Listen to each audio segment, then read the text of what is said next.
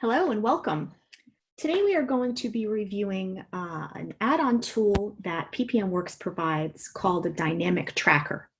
In Project Online, we have the capability of tracking 2 levels of project information, 3 if you include the SharePoint sites associated with projects. Those levels would be the project level fields. Those would be data that you find on the project information detail page, for instance, or in project information in your project professional environment.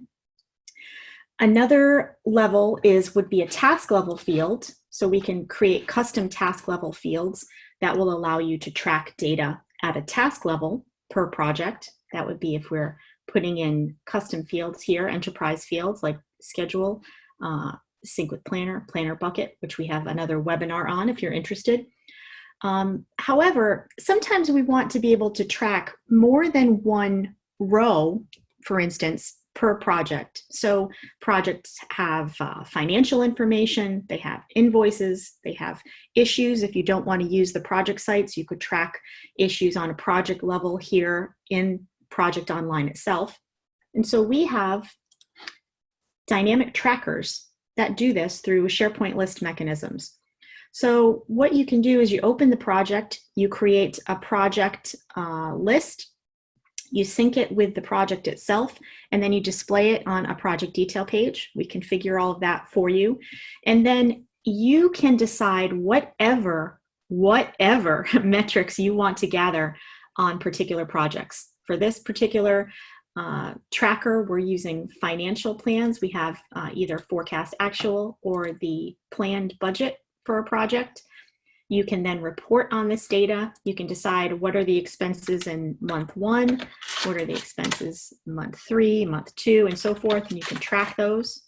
You can add new plan rows, and it will add another item here to the list. Okay, you can see that the one that I changed to actual got filtered out because this is a financials plan page. You can filter the pages. You can add the types of expenses that you have. If you want to save that row, you just switch rows. If you want to add project invoices based on PO numbers, you can add an invoice.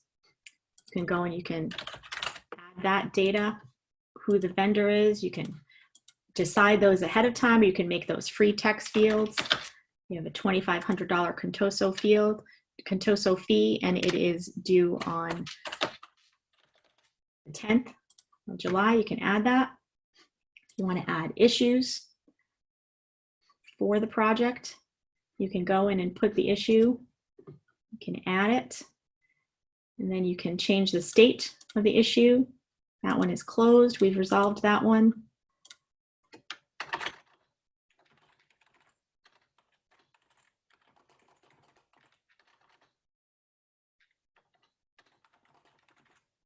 That there, you can set it as active. You could have a default to active. You can assign those to members of your Active Directory group. You can see that that gets assigned automatically, and then we can add a description. Now, what to do with this data is the question, of course. Well, it can carry over into reporting.